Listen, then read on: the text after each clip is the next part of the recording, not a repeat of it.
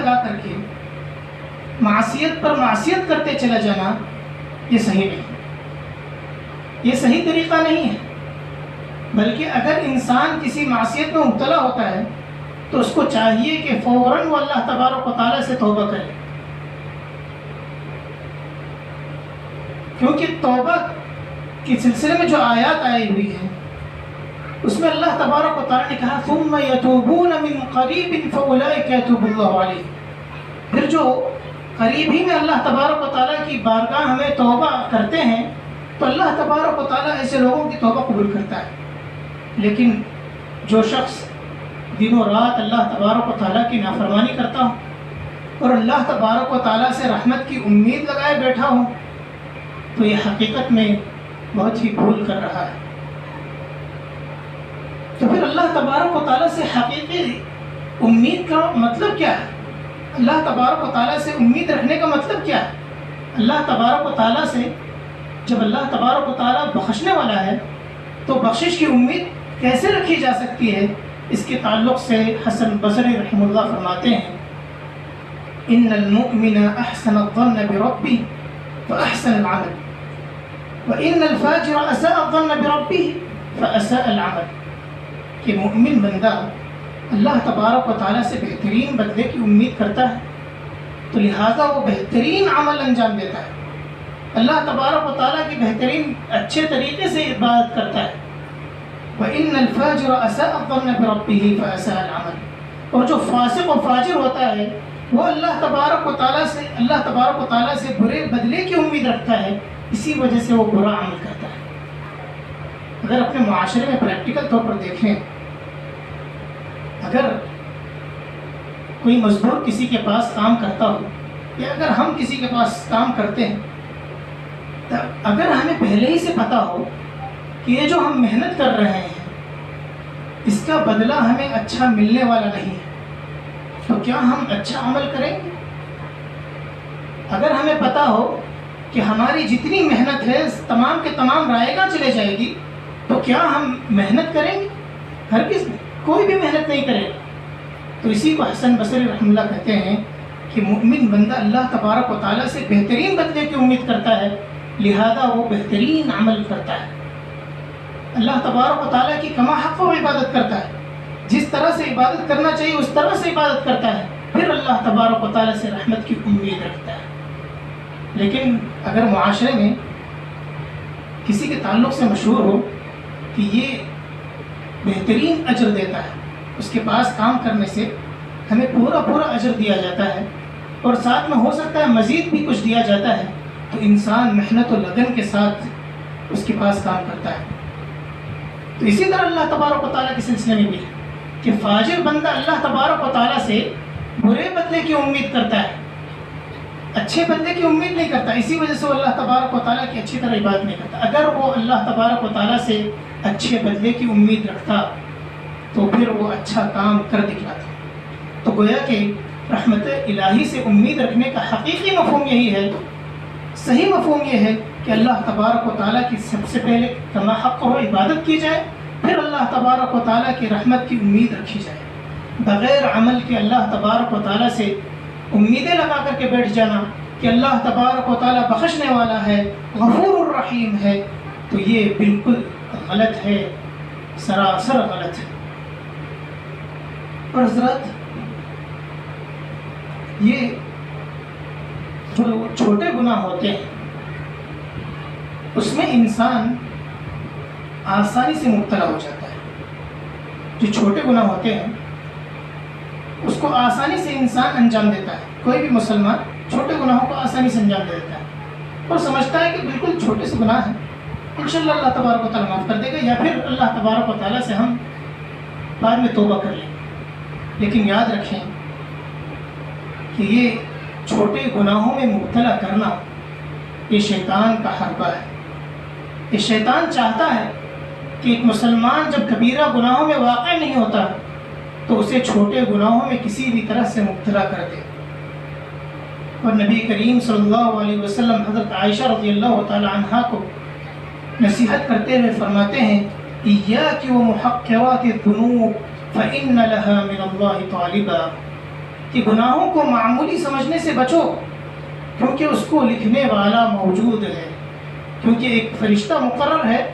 جو ان تمام چھوٹے گناہوں کو بھی لکھ رہا ہے۔ اسی طرح سے عبداللہ ابن مسعود رضی اللہ تعالیٰ عنہ سے مروی ہے، نبی کریم صلی اللہ علیہ وسلم فرماتے ہیں ایاکم محقرات الذنوب فإنہن اذا اجتمعن یہلکن صاحبہ۔ نبی کریم صلی اللہ علیہ وسلم نے کہا کہ گناہوں کو معمولی سمجھنے سے بچو، گناہوں کو چھوٹا سمجھنے سے بچو۔ ہاں چھوٹے گناہ تو ہوتے ہیں لیکن پھر بھی معمولی مت سمجھو،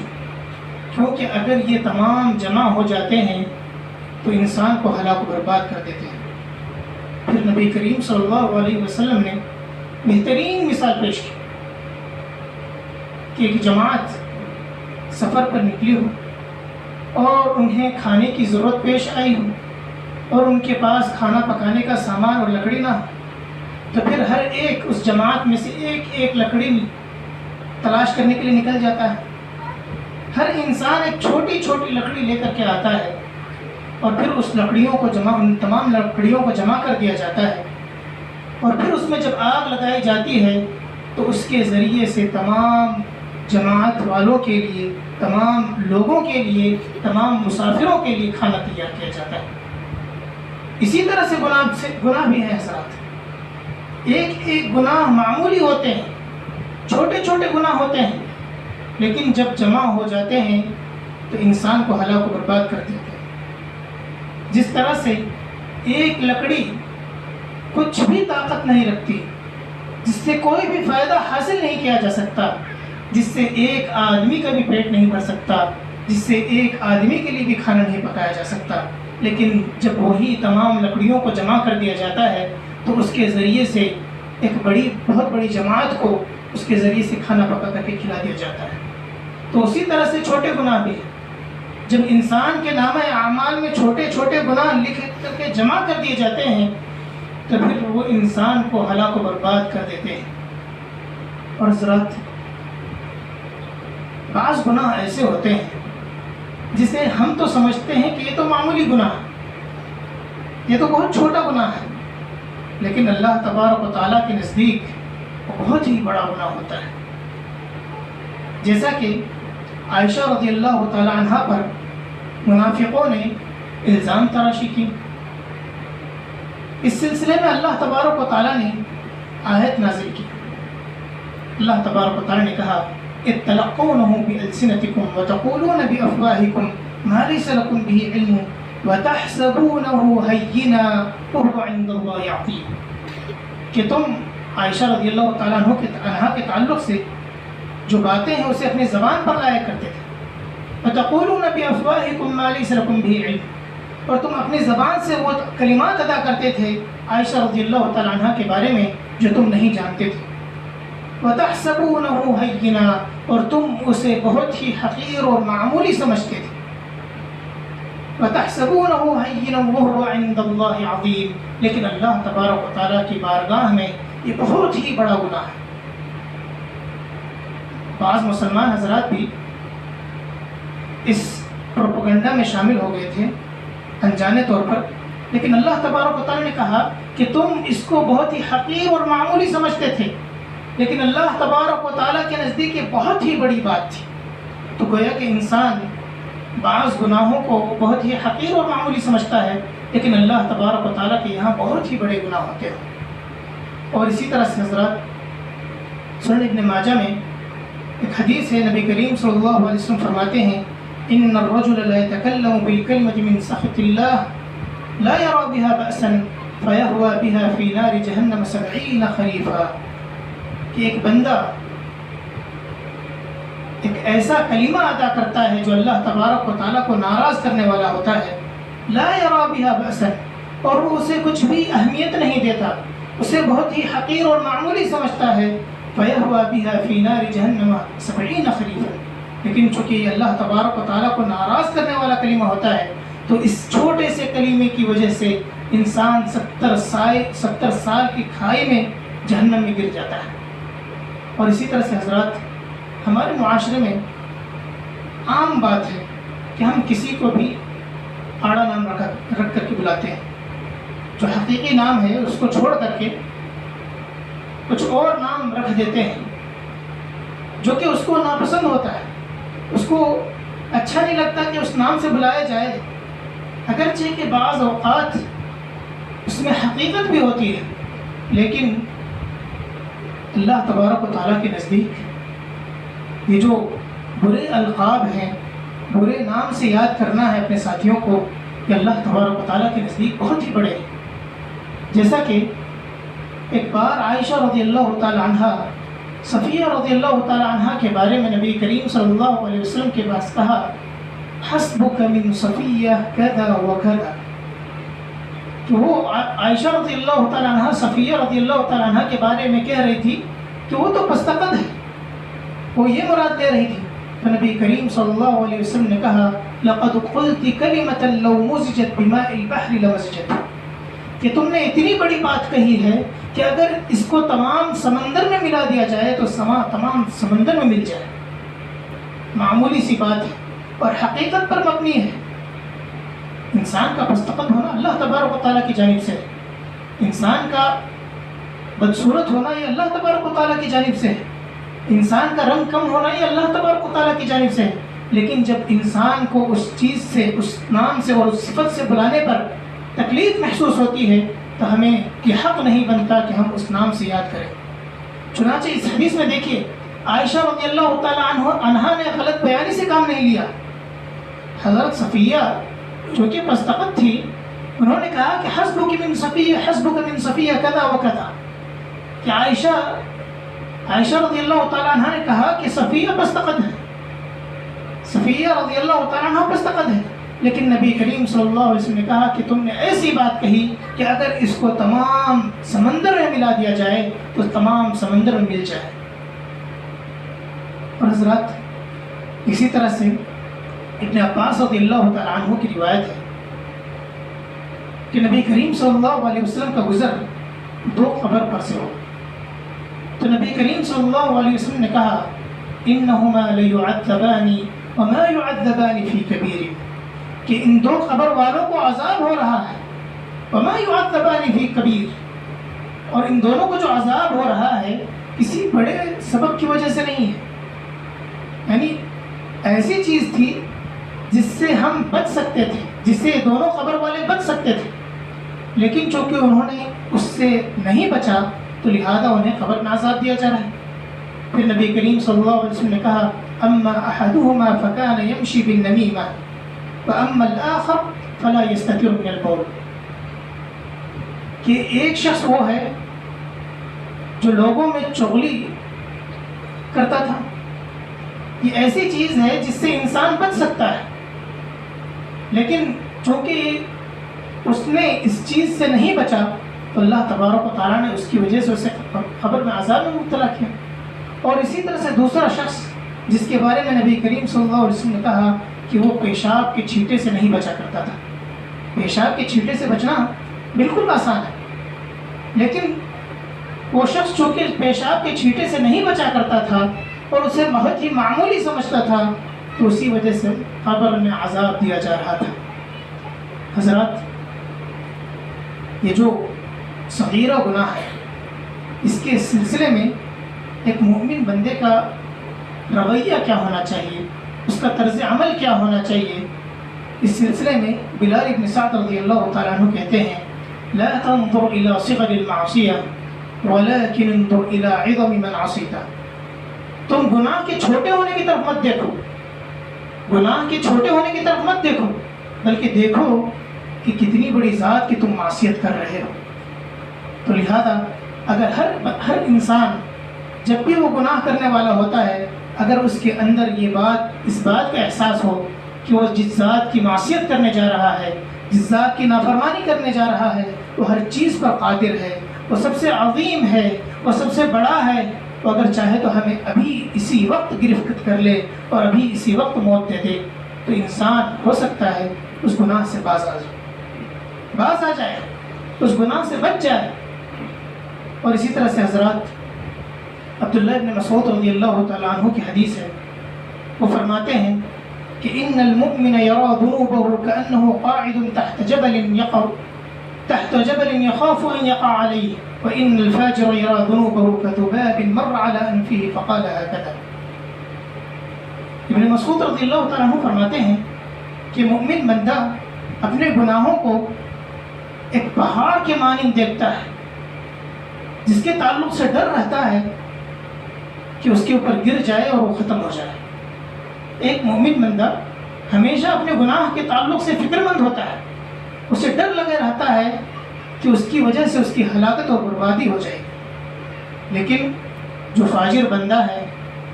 اس کے تعلق سے کہا کہ ایک فاجر بندہ اپنے گناہوں کو ایک مکھی کی طرح سمجھتا ہے جو اس کے ناک کے پاس آئی ہو اور وہ اپنے ہاتھ سے بھگا دیا ہو. یہ دونوں کا طرز عمل ہے. ایک مومن بندہ اپنے گناہوں کو بہت ہی بڑا سمجھتا ہے اور اس کے تعلق سے وہ فکر مند ہوتا ہے, اللہ تبارک و تعالیٰ کی بارگاہ میں توبہ کرتا ہے. لیکن ایک فاجر بندہ گناہوں کے تعلق سے بہت ہی لاپرواہ ہوتا ہے, گویا کہ ایک مکھی ہے جو اس کے سامنے آئی ہو اور وہ بھگا دیا. حضرات, قیامت کے دن جب سورج قریب ہوگا ہر انسان حیران و پریشان ہوگا اور سب لوگ انبیاء کرام کے پاس سفارش کے لیے دوڑیں گے. تو آدم علیہ السلام کے پاس بھی جائیں گے. آدم علیہ السلام وہ اپنی معصیت کا ذکر کر کے پیچھے ہٹ جائیں گے. وہ کہیں گے کہ میں نے اللہ تبارک و تعالیٰ کی نافرمانی کی, اللہ تبارک و تعالیٰ نے مجھے درخت سے روکا تھا لیکن میں نے اللہ تبارک و تعالیٰ کی نافرمانی کی. لہذا وہ ایک چھوٹے سے گناہ کو یاد کریں گے جس کے تعلق سے اللہ تبارک و تعالیٰ نے قرآن مجید میں خود کہا وَعَصَىٰ آدَمُ رَبَّهُ فَغَوَىٰ, کیا آدم علیہ السلام نے اللہ تبارک و تعالیٰ کی نافرمانی کی تو بہک گئے. ثُمَّ اجْتَبَاهُ رَبُّهُ فَتَابَ عَلَيْهِ وَهَدَىٰ, پھر اللہ تبارک و تعالیٰ نے انہیں چن لیا اور ان کی توبہ کو قبول کر لیا اور اللہ تبارک و تعالیٰ نے انہیں سیدھے راہ راست پر رکھا. اللہ تبارک و تعالیٰ نے قرآن مجید میں بتلا دیا ہے کہ ان کے گناہ کو معاف کر دیا گیا,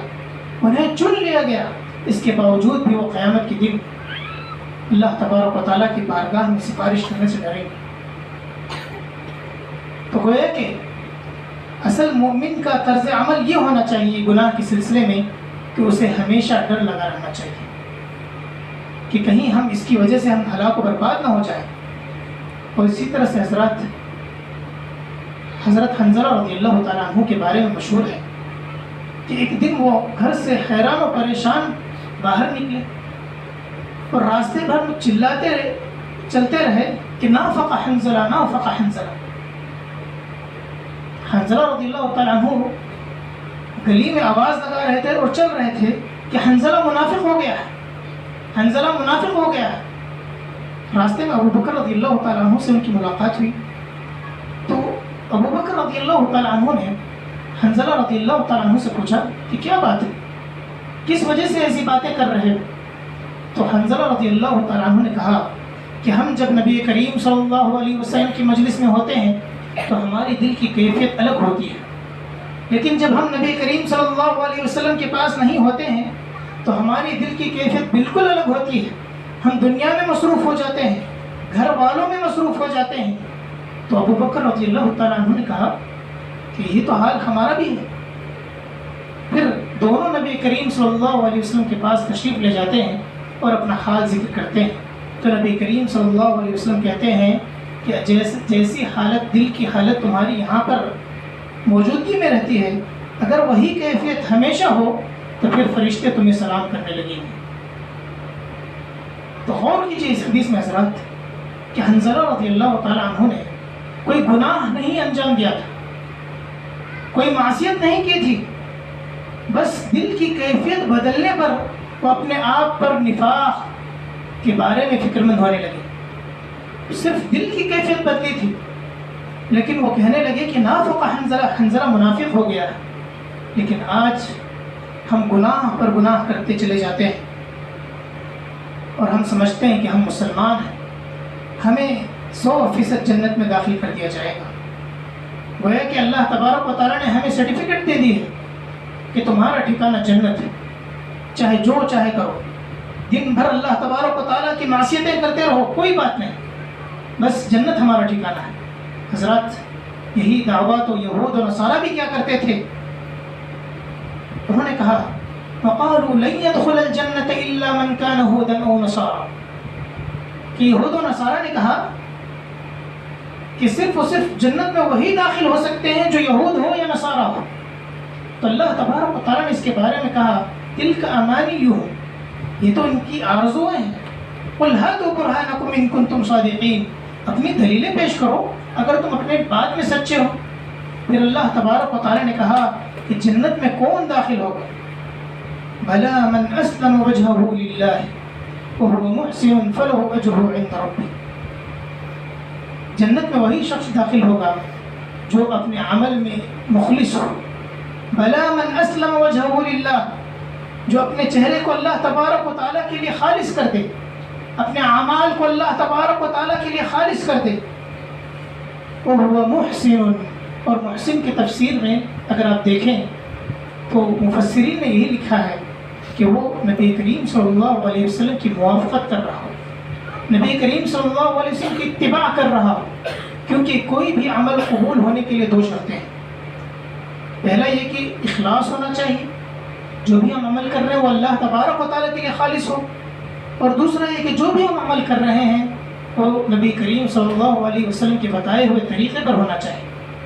اگر دونوں چیزوں میں سے کوئی ایک چیز بھی مفقود ہوتی ہے، اگر کوئی ایک چیز بھی نہیں پایا جاتا ہے تو پھر وہ عمل صالح نہیں کہلائے گا اور اللہ تبارک و تعالیٰ کے بارگاہ میں قبول نہیں کیا جائے گا۔ چنانچہ ہم دیکھتے ہیں کہ نبی کریم صلی اللہ علیہ وسلم کے زمانے میں منافقین تھے جن کا عمل نبی کریم صلی اللہ علیہ وسلم کے موافق تھا۔ وہ اسی طرح سے نماز پڑھتے تھے جس طرح سے نبی کریم صلی اللہ علیہ وسلم اور صحابہ کرام رضوان اللہ علیہم اجمعین پڑھا کرتے تھے۔ وہ اسی طرح سے دوسری عبادتیں بھی کیا کرتے تھے جس طرح سے نبی کریم صلی اللہ علیہ وسلم اور صحابہ کیا کرتے تھے، لیکن ان کے اندر اخلاص نہیں پایا جاتا تھا۔ وہ اس کام کو بس دکھلاوے کے لیے کیا کرتے تھے، اللہ تبارک و تعالیٰ کے لیے نہیں کیا کرتے تھے، لہذا ان کے تمام اعمال قابل قبول نہیں ہوں گے۔ اور اسی طرح سے حضرات اگر کوئی عمل جس میں اخلاص موجود ہو لیکن نبی کریم صلی اللہ علیہ وسلم کی موافقت نہ ہو، نبی کریم صلی اللہ علیہ وسلم کی اطاعت نہ ہو، تو پھر وہ عمل بھی قابل قبول نہیں ہے۔ جس طرح سے اگر ہم اللہ تبارک و تعالیٰ کے لیے جو نماز ادا کرتے ہیں، جتنی بھی ہم رکعت پڑھتے ہیں کسی بھی نماز میں، دو ہی سجدے ہوتے ہیں، اور سجدہ اللہ تبارک و تعالیٰ کو بہت ہی زیادہ پسند ہے۔ سجدے میں انسان اللہ تبارک و تعالیٰ سے بالکل قریب ہو جاتا ہے۔ تو کیا ہمارے لیے جائز ہے کہ ہم تیسرا سجدہ بھی کر لیں کیونکہ اللہ تبارک و تعالیٰ کو بہت ہی زیادہ پسند ہے؟ ہرگز نہیں، کیونکہ نبی کریم صلی اللہ علیہ وسلم نے نہیں سکھلایا ہے ہمیں کہ تیسرا سجدہ بھی کیا جاتا ہے، اگرچہ کہ ہم اللہ تبارک و تعالیٰ کے لیے کرنا چاہیں، لیکن پھر بھی جائز نہیں۔ اگر ہم کرتے ہیں تو عمل قابل قبول نہیں۔ اگر ہمارے پاس اخلاص ہے، نبی کریم صلی اللہ علیہ وسلم کی موافقت ہے، تو پھر ہم انشاءاللہ جنتی ہوں گے۔ ورنہ صرف مسلمان کا دعویٰ کر لینا، اپنے آپ کو مسلمان میں شمار کر لینا اور اپنے آپ کو مومن میں شمار کر لینا، یہ کافی نہیں ہے جنت میں داخل ہونے کے لیے، ورنہ وہی بات ہو جائے گی جو اہل کتاب کیا کرتے تھے۔ وہ بھی ہمیشہ یہ دعویٰ کرتے تھے کہ وہ جنت میں جائیں گے۔ حضرات، تو ایک مومن بندہ ہمیشہ اپنے گناہوں کے بارے میں فکر مند ہوتا ہے، جیسا کہ حنظلہ رضی اللہ تعالیٰ عنہ کے دل کی کیفیت بدلنے کی وجہ سے وہ اس قدر پریشان ہو گئے تھے کہ اپنے آپ پر نفاق کا حکم لگا رہے تھے۔ اسی طرح سے حضرات ابن ابی ملیکہ رحمہ اللہ فرماتے ہیں کہ میں نے 70 سے زائد صحابہ کو، 30 سے زیادہ صحابہ کو پایا ہے، 30 سے زیادہ صحابہ سے میں نے ملاقات کی ہے جو اپنے آپ پر نفاق سے ڈرا کرتے تھے، جو اپنے آپ پر نفاق سے ڈرا کرتے تھے۔ صحابہ کرام رضوان اللہ علیہم اجمعین جو کہ نبی کے بعد سب سے بہترین لوگ تھے، ان کے بارے میں یہ مروی ہے کہ وہ اپنے آپ پر نفاق کے سلسلے میں ڈرا کرتے تھے۔ لیکن آج ہم گناہ پر گناہ کرے چلے جاتے ہیں اور دعویٰ کرتے ہیں کہ ہم جنتی ہو جائیں گے۔ اور حضرات، جو چھوٹے چھوٹے گناہ ہوتے ہیں، جو چھوٹے چھوٹے گناہوں کو، جن گناہوں کو ہم معمولی سمجھتے ہیں، یہ آخرت میں بہت ہی پریشان کن ہونے والے ہوتے ہیں۔ جیسا کہ ثوبان رضی اللہ تعالیٰ عنہ کی حدیث ہے کہ نبی کریم صلی اللہ علیہ وسلم نے فرمایا لا علمن اقواما من امتی یوم القیامہ من امتی یأتون یوم القیامة بأحسنات امثال جبال تہامہ بیضا فیجعلها اللہ عز وجل ہباء منثورا۔ نبی کریم صلی اللہ علیہ وسلم نے کہا کہ میں میری امت میں ایسے لوگوں کو جانتا ہوں جو قیامت کے دن تہامہ پہاڑ کے برابر نیک اعمال لے کر آئیں گے، لیکن اللہ تبارک و تعالیٰ ان کے نیک اعمال کو بیکار کر دے گا۔ تو ثوبان رضی اللہ تعالیٰ عنہ نے نبی کریم صلی اللہ علیہ وسلم سے کہا صفہم لنا جلہم لنا، کہ اے نبی کریم صلی اللہ علیہ وسلم، یہ کون لوگ ہیں جن کے نیک اعمال جو تہامہ پہاڑ کے برابر ہوں لیکن قیامت کے دن سب کے سب رائیگاں چلے جائیں گے؟ ان کے بارے میں بتلائیے، ان کے بارے میں وضاحت کیجیے، اللہ نکون منہم، یہ اس وجہ سے واضح کیجیے، بتلائیے، وضاحت کیجیے تاکہ ہم انجانے میں ان لوگوں میں سے نہ ہو جائیں جن کے اعمال، نیک اعمال ایسے ہی برباد کر دیے جاتے ہیں۔ تو نبی کریم صلی اللہ علیہ وسلم نے کہا اما انہم اخوانکم ومن جلدتکم ویأخذون کما تأخذون لیکنہم اذا خلوا بمحارم اللہ انتہکوها۔ نبی کریم صلی اللہ علیہ وسلم نے کہا کہ وہ تمہارے بھائی ہیں، وَيَأْخُذُونَ كَمَا تَأْخُذُونَ، اور جس طرح سے تم عبادتیں کرتے ہو اسی طرح سے وہ بھی عبادت کرتے ہیں، جس طرح سے تم قرآن مجید کی تلاوت کرتے ہو اسی طرح سے وہ بھی قرآن مجید کی تلاوت کرتے ہیں، لیکنہم اذا خلوا بمحارم اللہ